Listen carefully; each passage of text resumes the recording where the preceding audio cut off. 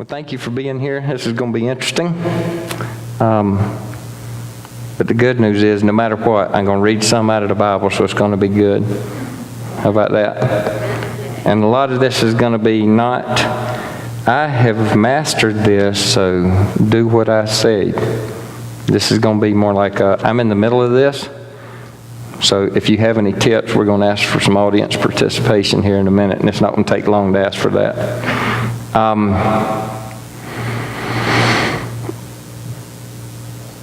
Rachel, is there any chance we're going to get my 3 wishes on there? Okay, we'll skip the first one. I was trying to decide how to title this, and it was either going to be Resting is Hard Work. Sounds a little like an oxymoron, doesn't it? Or my other title, the working title, is The Waiting is the Hardest Part. And I considered playing that Tom Petty video, but I didn't really preview it to see. I know some of the lyrics aren't all that godly. But the chorus actually is. The waiting is the hardest part. Every day you see one more card. You take it on faith, and you take it to the heart. So who says that God can't use... I'm assuming Tom Petty's not a Christian. No offense to him if he watches this on our YouTube channel. But it doesn't mean God didn't use him. What he says, that's as biblical as it can get. The waiting's the hardest part, and you take it by faith. So, first question's, anybody here have something in their life that's just not right? Like, do you have something that you need, where you just need God to show up? Raise your hand. Okay, I thought for a minute there we were dealing with a bunch of liars. But I know everybody in this room, so I knew that wasn't true. So what do you do? What do you do when God hadn't shown up? What do you do when you got a burden? And I got some very practical tips we're going to go through, and then I'm going to ask for input too. Jesus said in Matthew 11:28 through 30, "Come to me, all who are weary and heavy laden, and I will give you rest." It's a promise. "Take my yoke upon you and learn from me, for I am gentle and humble in heart, and you will find rest for your souls. For my yoke is easy, and my burden is light." I mean, there's a promise from Jesus himself. So, do we believe Jesus is the Savior of the world? He's the King of Kings. He's the Master of the universe. So why isn't that verse easy to do? I mean, I don't know about y'all.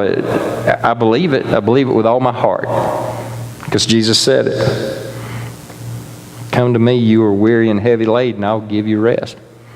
I can assure you the past couple of weeks I haven't been resting. My heart's been racing. I've had some stress and anxiety. And my example is, it's hard for me to get the hamsters off the wheel. They're running. A lot of times they're running full speed.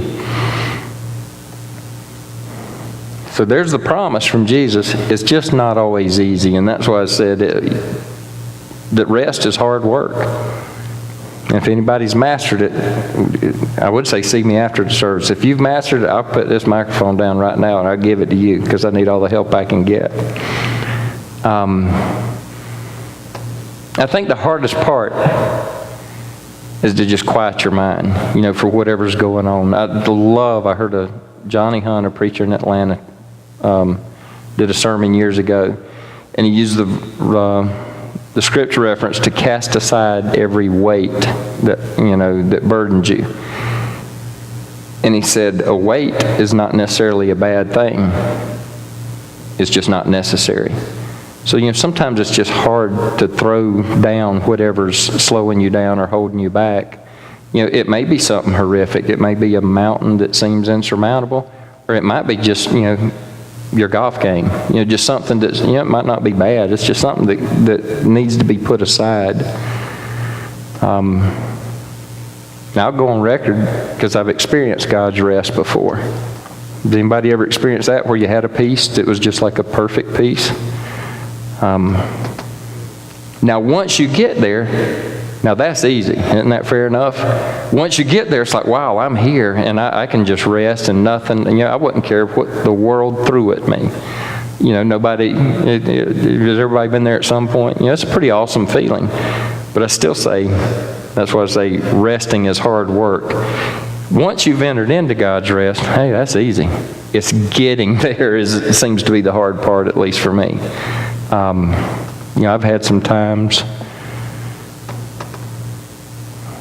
that were just awesome. I was driving my car years ago, one time, I don't know, about 10 years ago, and I prayed, and I can assure you, I was not tormented, and I wasn't depressed, and I was not suicidal. But I said, God, if you want to take me today, I'll go right now. And I even thought, the only sad part's, how's the Georgia State Patrol going to explain to my parents that my car is running right here on 341, but they don't know where I am? But it was a perfect peace. It was like, again, I wasn't pulling out in front of trains or anything ridiculous, by the way, so don't take that out of context. But it was the most wonderful feeling. I don't live in that every day. So we're going to kind of go through some ideas of how to get there. Again, getting to God's rest is the hard part. Once you've entered in, everything's easy. And I kind of compare that to, Donna taught a great message here.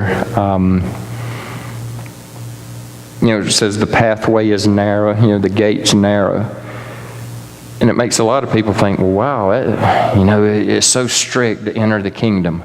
But if any of y'all remember that teaching, she said, yeah, it is a narrow gate. Jesus is the only way. And, there's some stipulations to this. You've got to believe, you can't just, you can't fake it. But what she says, once you enter through the narrow gate, then the whole kingdom opens up to you. It's like there's a whole nother world where you can actually have fun with God instead of, living by the rules where don't do this, don't do that. And, the stuff I thought as a child, God's the great big drill sergeant in the sky with a bullwhip that's about 10,000 miles long, so he's just waiting on Patrick to mess up so he can crack the whip. So to me, that analogy of entering in the narrow gate and then the kingdom opens up to you is the same as entering into God's rest. It is narrow. It's hard to get there. Once you get there, things open up. So,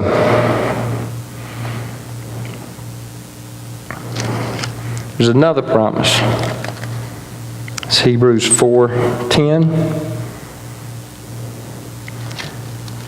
Therefore, let us be diligent to enter that rest, so that no one will fall through following the same example of disobedience. All right, let us be diligent to enter that rest. Again, there's something to be said. God even rested on the seventh day. It's getting to that point. Matthew 7:13 and 14.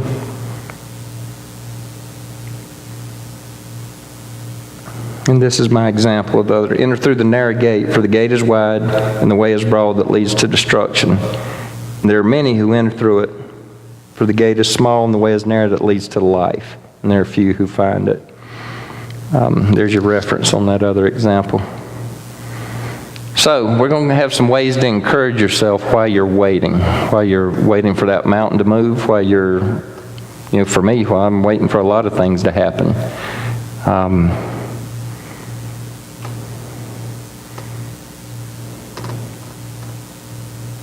I think I'll pause and say, this is audience participation, is there anything any of you do to encourage yourself?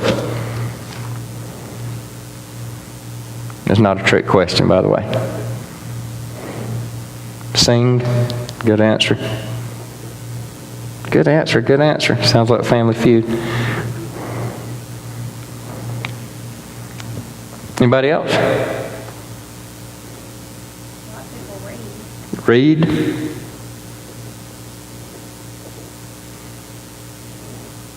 think that this too shall pass. Yeah, it's encouragement, and it's knowing this too shall pass. It's one of my favorite verses. I say it a bunch. I said it today at work, as a matter of fact. Yeah, it's encouraging yourself. It's a promise of God, you know. Knowing things aren't going to always be like this, even though they don't usually pass near as fast as Patrick wants them to. I can enjoy life in general. A lot of times when we come up to that obstacle, that mountain, blinders, and you get that tunnel vision, that always. Oh, that's good. Enjoy. Y'all are all going to be happy to see that so far we're going to cover all three of those. Sometimes you have a hard time seeing God's work at Walmart. I love Walmart first. I go there all the time. But you know, if you open your eyes and meet people, talk to people, sometimes you can help people out, and I think, well, even at Walmart, you know, there's blessings you have. If you're just focused on getting in, getting out, getting the shortest line, Yep. make sure nobody, I don't get in a line where somebody's got this, that, it's a burden. But if you open your eyes and your heart over there, like I say, I'm using Walmart as an example, but it could be That's good. going to lunch, going to dinner, at work, you know, I mean, just That's good. people just, there's blessings, and God wants to give them to us, and we got the blinders on a lot of times. I think we don't see God's blessings. I mean, tonight's a blessing for me. I had no idea yesterday I was going to be here tonight, you know, but it's been a blessing for me just being here. And I had no idea He had this blessing in store for me. You know, like you said, we're going to Yep. do good music, and we're going to meet good Christian people, and so that was just a caveat He threw to me, through you. I love it. What, in case y'all didn't hear it, what he says, just experiencing life, enjoying life, and enjoying sometimes the mundane and not focusing on whatever the problem is and just being stuck in tunnel vision. It's good answers because they, again, we're going to cover all those.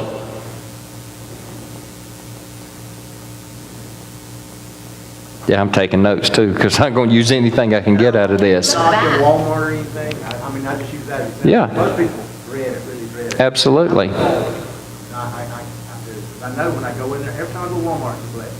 It's good. And I think too, if you look back in your life and you find the places where God was faithful before in your life. She said, look back and find places where God has delivered you or where He's been faithful before. Man, this is good stuff. If y'all give me about 2 more examples, we can quit right now and go home because there's 4 of them. And you know, the inside of what she was saying right here is, if you look back, have you ever seen a time when God did rescue you? That's a good answer. Has there ever been a time where God didn't come through for you? He come through like I thought. Right, He didn't come through like I expected, like I wanted Him to. But when you look back, Lord knows, years ago when Garth Brooks had that song, sometimes I thank God for unanswered prayers. My father, who's a preacher, said every time he turned around in a store in Hazelhurst, somebody came up, Brother Barry, have you heard this song? And his answer to me, now y'all have to know my dad, he's very tender and humble, and he would never say this to people.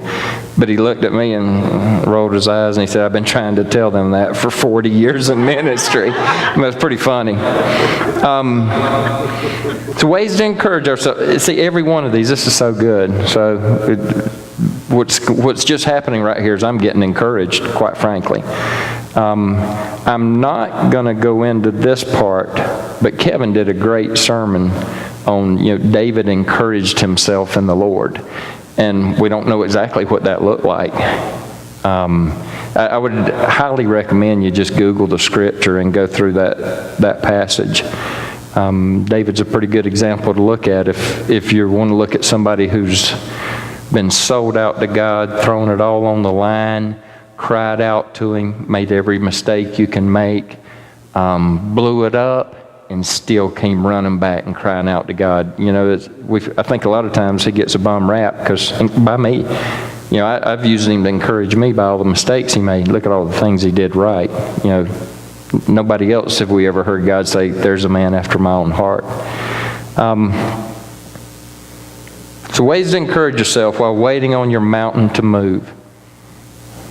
My number 1 said, tell your mountain to move. Pretty simple. The Bible clearly says life and death are in the power of the tongue. It says, and if you have the faith of a mustard seed. Is there any farmers in here? I've only seen a mustard seed once, and I think a church was giving packets out one day. Y'all ever seen the things like a grain of sand? You know, it's tiny. It says, you can tell this mountain to move, and the mountain will get up and jump in the sea. So there's a good starting point. Tell your mountain to move. I mean, that's about as biblical as you can get, isn't it?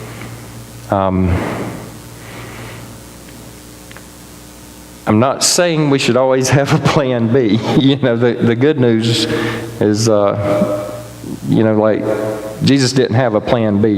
He was going all the way. But hey, tell your mountain to move. If that doesn't work, number 2, if your mountain doesn't move, ask for help. You know, ask God for help. Ask other Christians for help. I would be cautious who I ask. You know, we all have friends who are morons, so don't ask them. You know, and sometimes I'm that friend, and like I said, I know everybody in the room, and y'all know sometimes I'm that friend. There's certain things you don't want to ask me. But don't be afraid. You know, don't sit there and wallow in it. You know, don't just sit there and stuck on it. Like Wayne said a minute ago, don't have the tunnel vision. And I've fought this before when I've had different mountains in my life where that's all I can see. It's just like, it's not moving, it's not moving. Yeah, I'm not looking there. I'm just looking at that one thing. And it seems insurmountable. Now this one's going to parlay. I love that word, by the way. Right off what was said a minute ago. Number 3, focus on what God is doing, not what He's not doing. I know several people, every time you talk to them, how are you? And you know, that's a loaded question with them.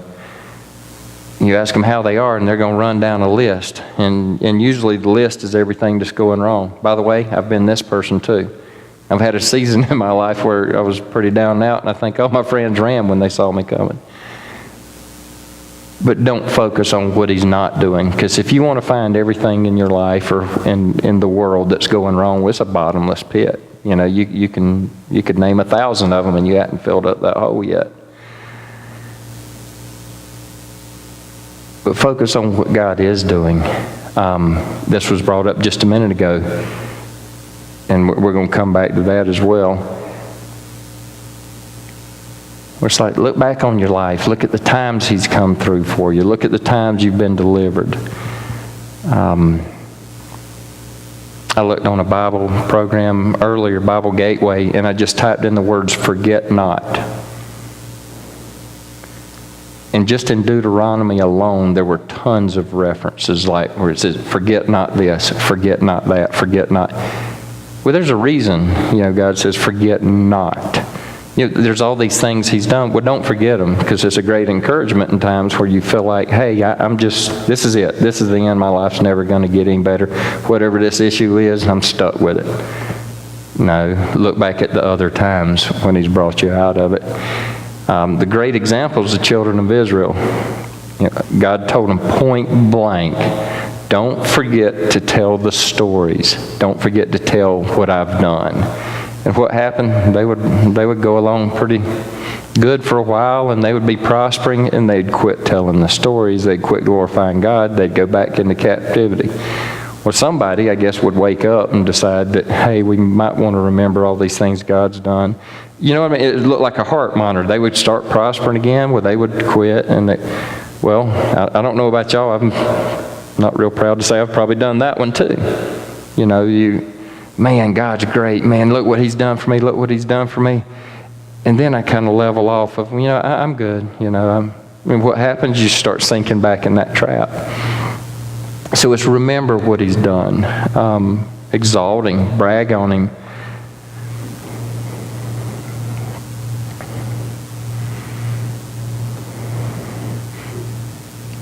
Number 4, find the promises of God in the Bible. You know, if you're stuck, there's the easy one. Now, I'm going to ask for some of your favorites, two I use on a regular basis. I know the plans I have for you, plans for hope and a future. and I'm for you. I'm not against you.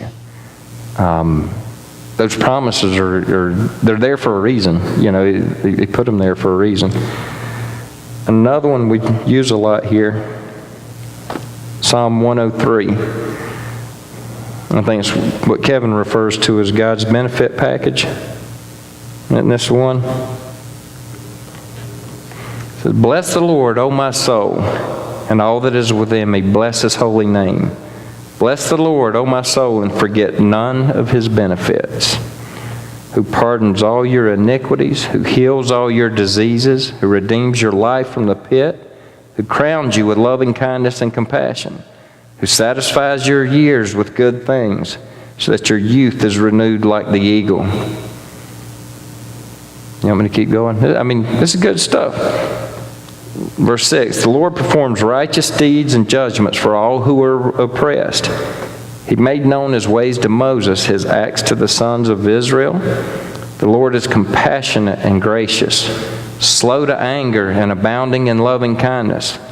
He will not always strive with us, nor will He keep His anger forever. He has not dealt with us according to our sins, nor rewarded us according to our iniquities. For as high as the heavens are above the earth, so great is His loving kindness toward those who fear Him. As far as the east is from the west, so far as He removed our transgressions from us. Just as a father has compassion on his children, so the Lord has compassion on those who fear Him. For He Himself knows our frame. He is mindful that we are but dust. As for man, his days are like grass, as a flower of the field, so he flourishes. When the wind has passed over it, it is no more, and its place acknowledges it no longer. But the loving kindness of the Lord is from everlasting to everlasting on those who fear Him, and His righteousness to His children's children, to those who keep His covenant and remember His precepts to do them. The Lord has established His throne in the heavens, and His sovereignty rules over all. Bless the Lord, you His angels, mighty in strength, who perform His word, obeying His voice, obeying the voice of His word. Bless the Lord, all His host, you who serve Him, doing His will. Bless the Lord, all you works of His, and all places of His dominion. Bless the Lord, O my soul. Now, does anybody have, is there any scriptures you use to encourage yourself? I didn't Google it. If somebody's done it before, like all the promises in the Bible, there's more than you can count, more than you could quote.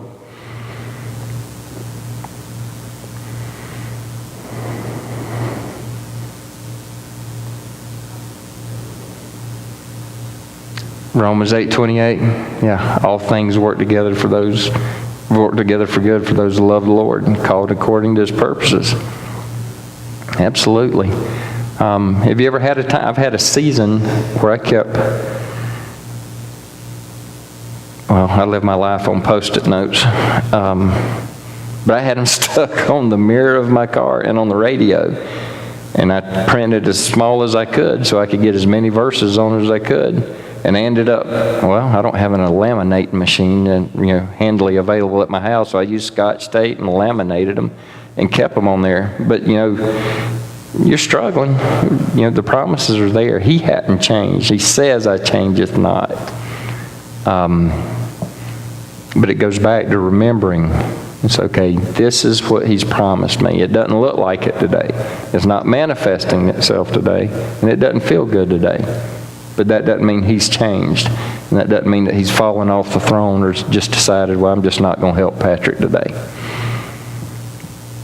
It's good stuff.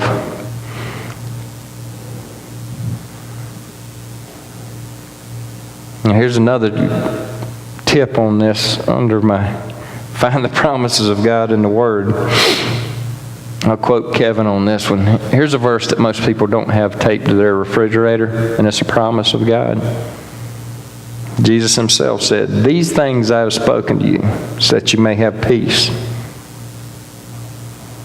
And here's the part. "In the world you will have tribulation, but take courage, I have overcome the world. Well, that's not one of those fun promises, is it? You will have tribulation. But I tell you what it is, it's a clue. And it's a tip. Don't be surprised when you catch a fiery dart in the back. He said it point blank, Satan's got free reign on the earth right now. He's going to come at you.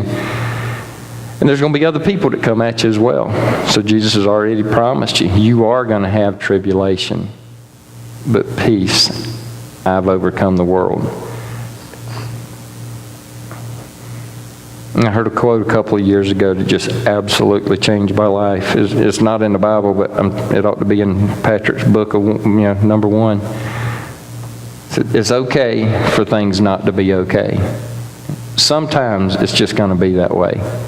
It doesn't mean you give up. It doesn't mean you quit. But like Hank said, hey, this too shall pass. You just have to accept right now things aren't okay. Jesus hadn't been unseated from his throne. God hadn't turned his back on us. Just things aren't okay today. Number 5. Encourage yourself while you're waiting on your solution, waiting on your mountain to move. Hear from God. Sounds pretty simple, doesn't it? I know God wants to encounter us. I know it with all my heart. I know He wants to have an intimate relationship where we can communicate with Him. I believe it with all my heart. I said this earlier. It'll probably come up about 2 more times before I'm done. The hard part for me is to quiet my mind and my emotions to actually hear from God. Because usually once I've let it get good and worked up and anxiety and your chest is tight, kind of hard to, get the hamsters off the wheel and calm down. I joked. I told Donna one day I was wigging out about some issue. And I said, I know a lot of people that think out loud. I said, I think I'm the only person I know that feels out loud. I wear it on my sleeve. But I'm real good at asking God for stuff. And I'm real good for telling Him what He needs to do or telling Him what I need. But how often do I listen? And I don't mean for 10 seconds like, God, I need, I'm struggling, whatever, financially. How often do you really listen?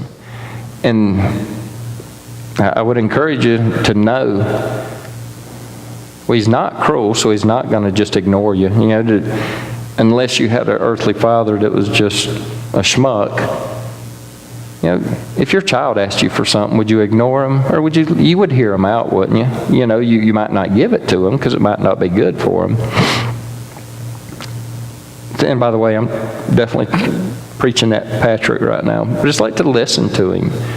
Quiet your mind, get in your quiet place, whatever that is, and say, all right, now that I've fretted about it, now that I've worried about it, now that I've fussed about it and cussed about it and prayed about it, wow, maybe I ought to just sit here and listen a little bit and see what He tells me about whatever's going on. And it's, again, if you've mastered that one, I'm all ears. I want to hear any tips you have on it. But just to slow down and listen to Him. And I will tell you, sometimes God speaks in very strange ways. About 10 years ago, I got jilted and I thought my world was falling apart and my little heart was going to just crumble and break. And I worked with a guy, a nice guy, but not exactly the most upright person you ever met. He was rough around the edges. That's a nice way to say it. He was also a Jehovah's Witness, so it would have been real easy for me to discount anything this man said just because if I had prejudged him. But he looked at me that day, and as I said, what I call the hamsters running. My wheels were running, my stomach was running. And he said, Patrick, mind you, this is coming from a man that was 3 times divorced. Once again, I could have ignored any advice he gave me based on whatever reason I chose. He said, it's like your one foot's nailed to the ground and you're going around in circles. And right when he said it, I knew it was true because I knew I felt like that. And then I think it's Psalm 46:10. He said, you need to be still and know that He is God. So I didn't hear the audible voice of God. I didn't get in my quiet time and God speak to my spirit. But I heard Him that day. So don't always discount it.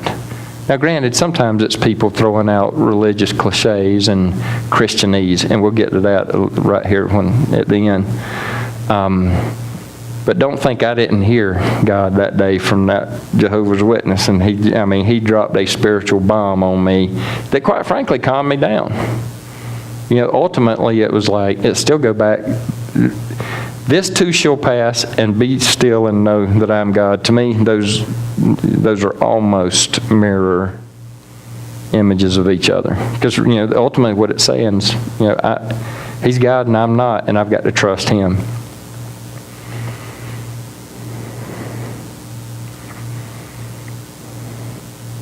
If we got exhibit number 2, hold on. We're going to be ready for it in about 4 seconds. If you can't hear from God, have you already seen it? If you can't hear from God, listen to other people. Now if you'll show that. But you might want to be careful who you listen to. And if y'all don't know, that's crazy cousin Eddie from the Vacation movies. You don't want to listen to just anybody, because face it, some people are idiots. If you're not familiar with those movies, trust me, his character's an idiot. Thank you. So, don't take what I said out of context when I said if you can't hear from God, listen to other people. Well, you probably want to find some trusted people if you're going, if you're going to seek counsel. Seek wise counsel. Proverbs 15:22 says, without consultation, plans are frustrated, but with many counselors they succeed. Proverbs 11:14, where there is no guidance, the people fall, but in abundance of counselors there is victory.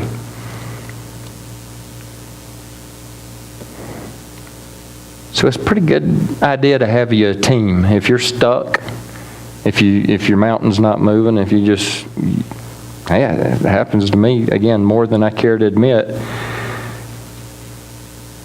It's a corny example, but if you're stuck in a mud hole somewhere, you're not going to call your friend with a motorcycle to pull you out. You're going to call somebody with a tractor. So if you're stuck spiritually, don't call your buddy that's stuck worse than you are. Find somebody that's had some victory or some success, or somebody that you trust that has some wisdom. I personally believe the devil, one of his greatest tools is to isolate you and make you think, I'm the only one that feels this way.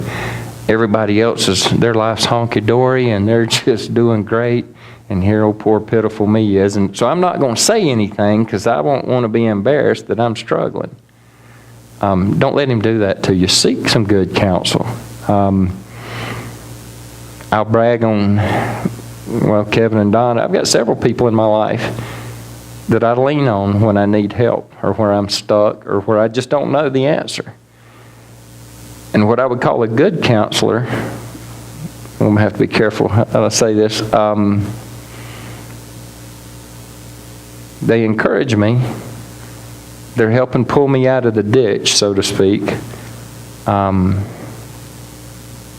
But they'll also be honest enough with me to tell me, hey, that's your fault, or that's your problem, or you've got to own that. And that's it's a true friend, instead of somebody that's just going to agree with you just to, and face it, I've got friends like that, and I do call them friends, but if I've got a problem, they're going to say whatever they can, as fast as they can, to shoo me on away. So find you some good counsel when you're stuck. Find somebody that'll be honest enough with you to say, hey, This, you might have had some help getting there, but this part's yours. But I love that. I like somebody that'll tell me and challenge me. Does that make sense? It sounded better when I was thinking it. Or I'll quote Chris Valentin. If you ever want to hear just an absolutely awesome message, other than this one, I'm just making sure y'all are still awake. Chris Valentin preached a sermon called Killing Giants. And he made one of the greatest statements I've ever heard. And I think of this the same thing if you've got a mountain, or if you're waiting on God, or if you're struggling, or you're in a pit. Either way, it's a giant in your life, isn't it? I mean, it's the metaphorical Goliath. Chris Valentin said, if you want to be a giant killer, hang around people who have killed giants. Sounds pretty simple. I thought it was profound. That goes back to what I said. If you need some counsel, go to wise counsel. Go to some people that can have either been there. A phrase I've used a lot when I have people call me and needing help. If you've fallen off the high road into the ditch, if you want to get out of that ditch, I'll get in there neck deep with you and help you fight your way out. But now, if you just want to wallow in the ditch, I'm going to stand up here on the high road and say, you have fun with that. When you're ready to get out, let me know, and I'll roll up my sleeves and get muddy with you. The old saying that never wallow in the mud with a pig. You both get muddy, but the pig likes it. You know what I mean. Don't you all have people in your lives where they're stuck, but they're happy being stuck? I mean, pray for them, encourage them, whatever. But, the last thing you want to do if you're stuck is to call on that person and ask for help, because what they're going to do is wallow in it with you, and you're going to be about 2 inches deeper in that mud when that's all said and done.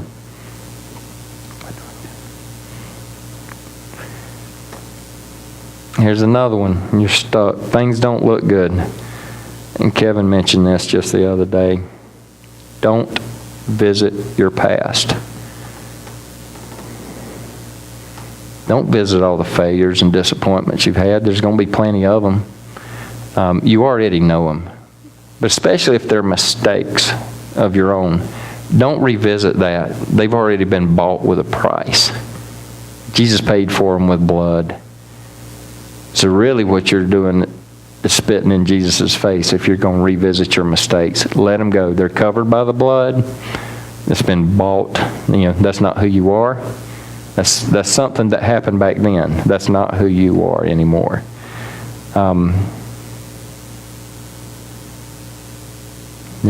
If you're going to reference something in your past that you caused, instead of saying, oh man, I'm in a hard time, I remember that other hard time when I did this, don't go there. I think the only way you should ever reference something in your past like that is if it's for a testimony. Like, hey, I would use a random example. If you were talking to somebody that had a drug addiction and you used to be a drug addict, and you say, the only time I'd see you ever bringing that up is to tell that person, you can come out of it because here's where I was and I came out of it. But what's the phrase? Don't visit it apart from the blood of Jesus. And again, it's real easy to do when you're in a pickle, in a tight. Is to go back to the old man who you used to be. I think the best thing I ever heard about that's one person you don't want to raise from the dead. Your old man. That's not who you are. Let him die. He's been. There's a reason he needs to be dead.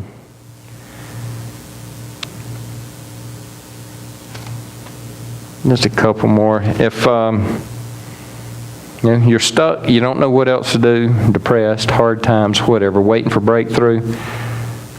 Again, I'll quote Kevin on this one. I wish he was here to get all these kudos. If you don't know what else to do, if you can't do anything else, I wouldn't say go to church or Sunday school or a Bible study. I'd say worship. If that's the only thing, you've only got one thing you can possibly do, worship. And here's why. Now you want to talk about some promises of God. Isaiah 61:3, to grant those who mourn in Zion, giving them beauty for ashes, the oil of gladness instead of mourning, the mantle of praise instead of a spirit of heaviness. So they will be called oaks of righteousness, the planting of the Lord, that he may be glorified. So there's the exchange. It said he'd give you a mantle of praise instead of a spirit of heaviness. So it's a promise. So it's not an option, it's a trade. Now, I don't know about y'all, who wouldn't trade a spirit of depression, a spirit of heaviness for praise? But here's the thing, if you've got that heaviness on you, you've got to praise first. And it's hard to do. Does anybody agree with that? Eddie and I are almost always here on Tuesday nights at our Tuesday night intercession. It's awfully hard to praise when you're in the middle of just, a battle. When everything's coming against you. It's hard to do. But it's also a promise from God right there. I give you beauty for ashes, the oil of gladness instead of mourning, the mantle of praise instead of a spirit of heaviness. It's a promise. That's the one I probably stick with that one more than anything on a regular basis. I've done it. I've got a good friend that's done it. We do it here at this church for a reason. If you ever noticed, if nobody's here or you're the last one here, come in, the music's always playing. Kevin said, well, Jesus deserves to be praised regardless of what's going on. So do it, no matter how rough things are. And it's also the promise. You want to watch that heaviness lift? Chris Valentin, again, a neat story he tells I don't remember if it was in a book or in one of his messages, that he was in Mexico on a ministry trip. And he said he could see into the spirit realm and he could see demonic beings in his room. He said it was the weirdest thing. He said because they weren't scary. He was just like, he looked at them kind of like, well, God, what do I do with this? God said, why don't you turn on some worship music? And he turned it on. He said that things were going crazy, just absolutely driving them insane. After a while, God said, well, you can open the door and let them out now. And they took off. The story's more powerful than that. I wish I could give you the magnitude of what it took. But there it is. It's like the praise, the worship forced it to go. The darkness has to go. It's not an option. It's not like, if I give you money for whatever, if I'm going to buy your shoes from you, I give you the money, you may or may not give me the shoes. But with this, it's a promise. It's like you praising, the heaviness will go. Psalm 22:3.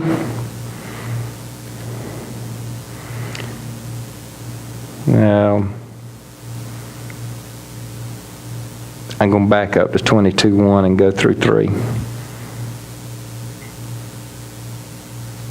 Because this is kind of what started this thing. Hey, if you're in a pit, if you're in a hole, if things aren't going well. My God, why have you forsaken me? I love David. He laid it all on the line. He didn't play church. He didn't play with God. He didn't talk in Christianese. He said it. How many other people do you know that just said, "Dear God, please smite my enemies"? He didn't sugarcoat it. So he said, my God, why have you forsaken me?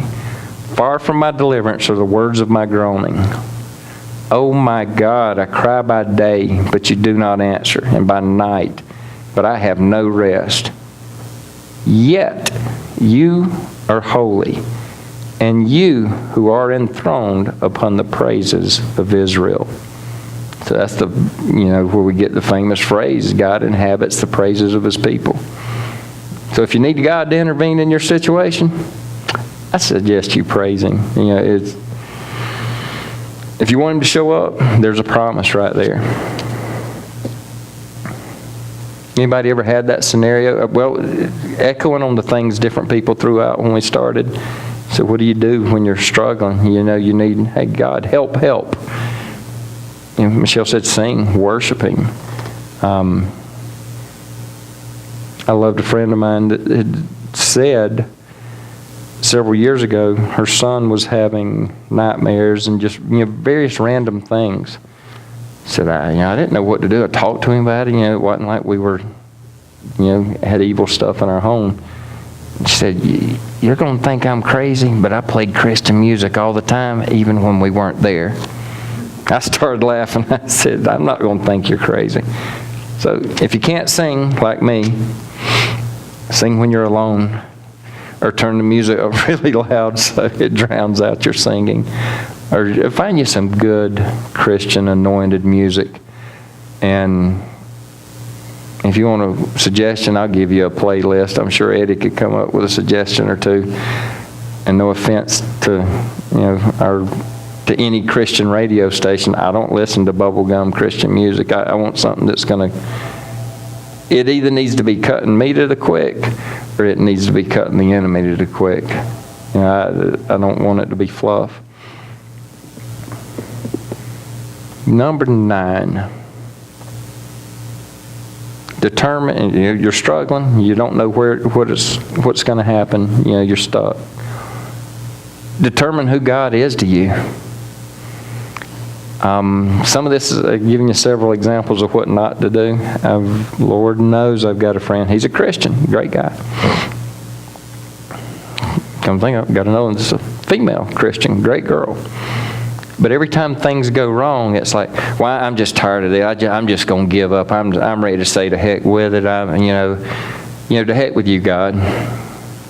Anybody ever said that? The good news is, His shoulders are big enough He can take it. And it's also getting real. How about, I'm going to go back to King David's example just from Psalm 22:1. My God, why have you forsaken me? You can be real with Him. Matter of fact, I highly recommend you be real with Him. Don't play church with God. He's already heard it all for 14,000 years, however old you believe the earth is, according to who you listen to. But I also highly recommend and strongly suggest you don't stay in that place of, well, to heck with you, I'm just going to do it you don't care, I'm tired of trying. Okay, He can handle the honesty, but He also deserves the respect. It's just a bad plan to stay stuck in that's your attitude. And if anybody ever, I'm telling you, I've got 2 friends that do that, and on a pretty regular basis. Every time everything's not going their way, I never hear them say anything about repenting, or I wonder what I might have done to brought this on myself, and I'm not talking about performance Christianity either. But it's never in introspect, like, what can I do different to get in the flow of what God's doing? What can I do, or what can I change to get to where God's moving on the earth, where He's moving in my life? It's always, my life isn't perfect, must be God's fault. Again, His shoulders are big enough to handle it. He's not going to hit you with that 10-mile-long bullwhip I described earlier. But it's just not a real good idea to stay there. So, for me, it's just setting in stone. He's for me. He's not against me. He's good. He's always good. He'll always be good. I quote this one all the time. The Graham prophet. The prophet Graham Cook, it's a recording he does called Inheritance. And he says, He loves you because He loves you, because He loves you, because He loves you, because He loves you, because He loves you, because that's who He is. So set in stone who you think God is. Who is He to you? That sounds so simple, but to me that's one of the biggest things I've ever heard. Because so many people think, well, He's mad, or He's angry, or He's not for me, or, well, He doesn't care about me. And it's like, if that's your attitude, you're probably not going to have a whole lot of victory in your life. But your attitude's already got you defeated. It's not that He's done anything wrong. Number 10, this is my favorite. Can I get exhibit number 3? It sounds pretty simple, but I just think it's good. I've always thought it was good.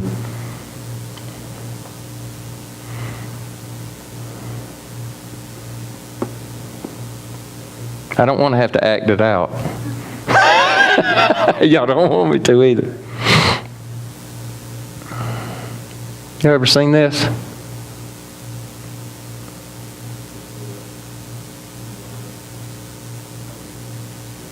You said he's blind. It's a, I don't know, what kind of bird is that? A crane, a pelican, something. A heron, one of those birds with the big beaks. He's got a frog in his mouth. And he's half swallowed the frog. But the frog's got his hand around the bird's throat. So the frog's halfway swallowed, but he's reaching around with his hand and he's grabbing the bird's throat so he can't swallow him any further. And it says, never give up. Again, sounds so easy. But just never give up. Yeah, I don't know about y'all. I've been in scenarios where I gave up temporarily. And the way I would look at that, and I don't want this to sound like Christianese, but you give up, and Satan's dancing his little jig and laughing at you. It's like, we're in a fight. There is a fight. It's a fight for our souls. If you're saved, well, Satan's probably pretty sure, if you're genuinely saved, that he's not going to make you turn your back on God and walk away from him, right? I mean, I would hope everybody in the room's at that place. So if he can't steal your salvation, if he can't steal your soul, if he can't steal your love, what's the next thing he's going to do? He's going to steal your joy. He's going to steal your hope. It's one I love to quote a lot where Jesus said, I came to give you life and life abundantly. So what we say here a lot, let's make sure Jesus gets everything he paid for. He paid a price. God paid the ultimate price and gave up his ultimate prized possession. Let's make sure he gets what he paid for. I want life and life abundantly. And when I get stuck in my stuff, as we like to call it here, that's not life abundantly.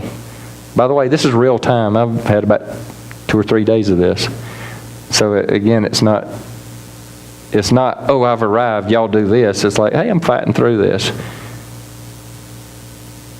But apparently, you hear people say, and I think it's just a lie of, quite frankly, I think it's a church lie. Well, I'm just so unworthy. Wow.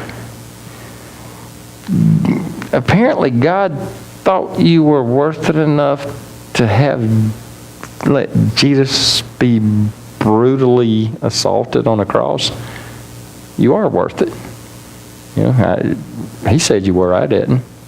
It doesn't matter what your mama said, or your daddy, or whoever your worst enemy said. You're worth it. God said you were worth it. And I think I'll quit with this.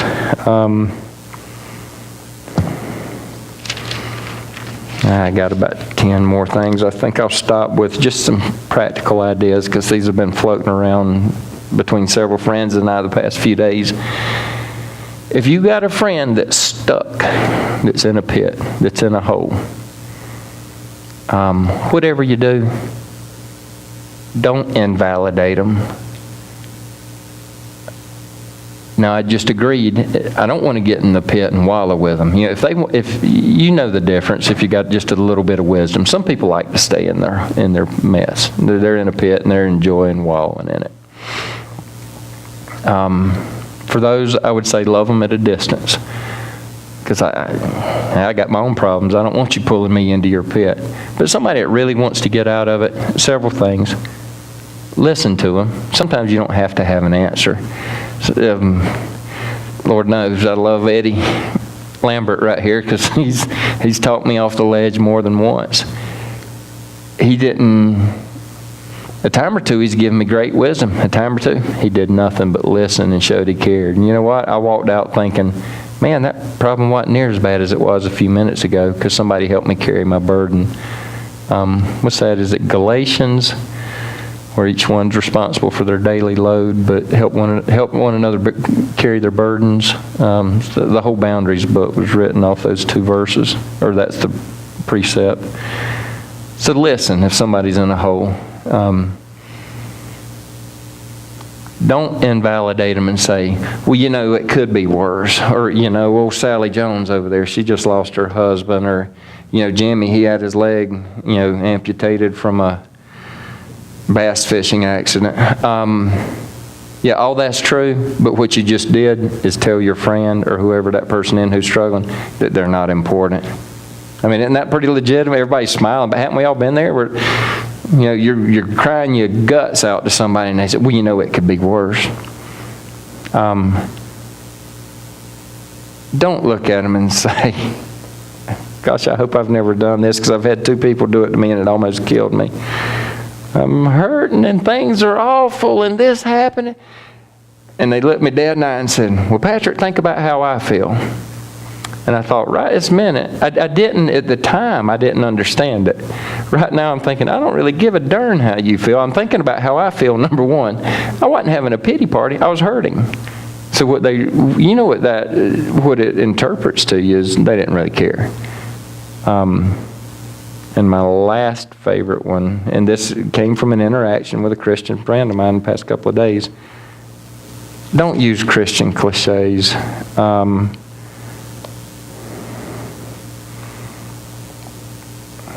Be careful how I say this, since, you know, once it goes on the internet, it's got to be true. It's also going to be on there forever. So here goes my political career. Let go and let God is probably the truest thing you could say that doesn't come straight from the Bible. I mean, ultimately, it is the goal. It's the answer. It's what I just talked about for 45 minutes.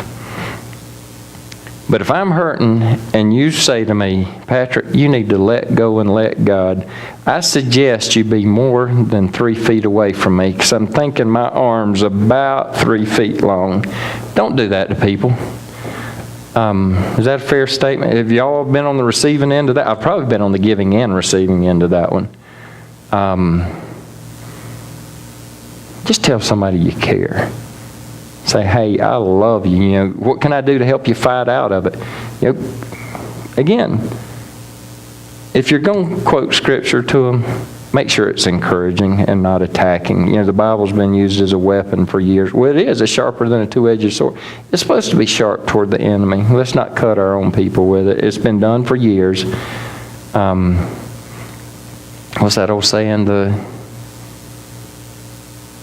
Christians are only people that, kill their wounded and eat their young, or whatever. You know, let's don't do it to each other.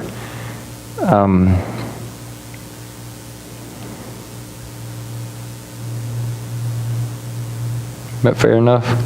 Sounded good to me anyway. And I think I'll quit with this. You're stuck.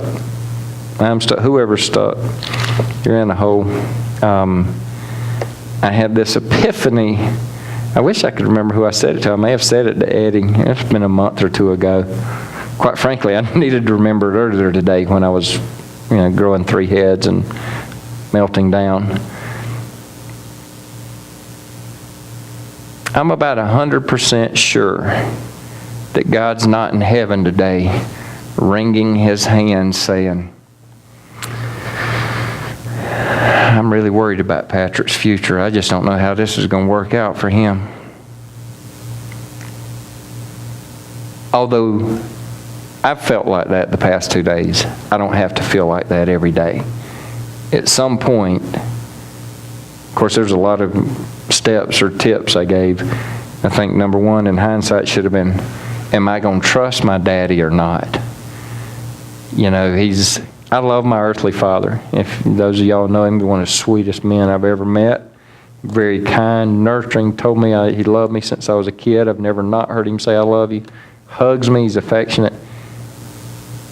He's still imperfect. And he still messes up, and sometimes he's let me down. Not by choice, but just because he's human. We've got a heavenly daddy that never fails. He never gives up. So when you're at your wit's end, you know, if you're the frog about to be swallowed by the heron there, you know, he's got his hand around his throat. Or like they're saying, if you're at the end of your rope, tie a knot on the end of your rope.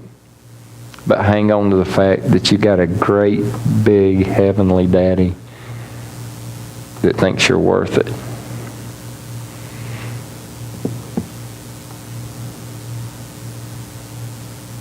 Any other comments?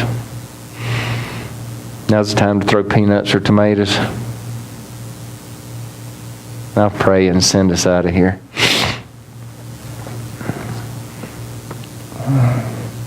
Thank you, Father, for letting us come together. Thank you. I thank you personally for a support group and for people that support me. I thank you for people that understand and are willing to come alongside of me. And I love the old phrase, prop me up on my leaning side. Or like Moses when he was holding his staff up, they were guaranteed victory. His arms got tired. You know, as the staff lowered, they started losing the battle. And the two men came alongside of him and held his arms up. Thank you for sending people in my life and our lives that'll help hold our arms up. I honor those people, God.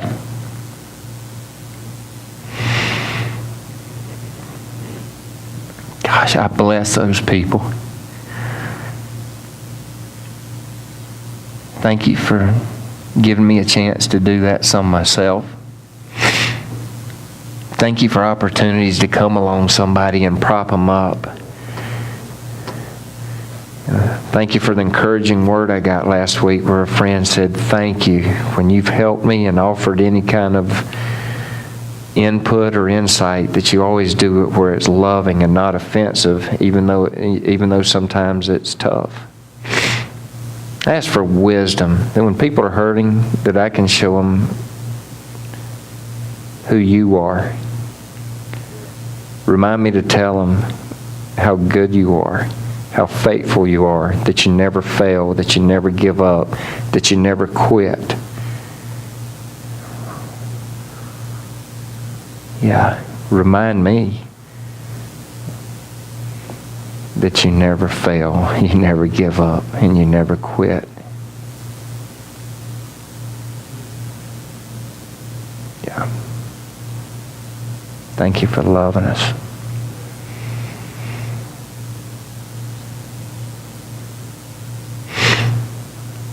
Amen.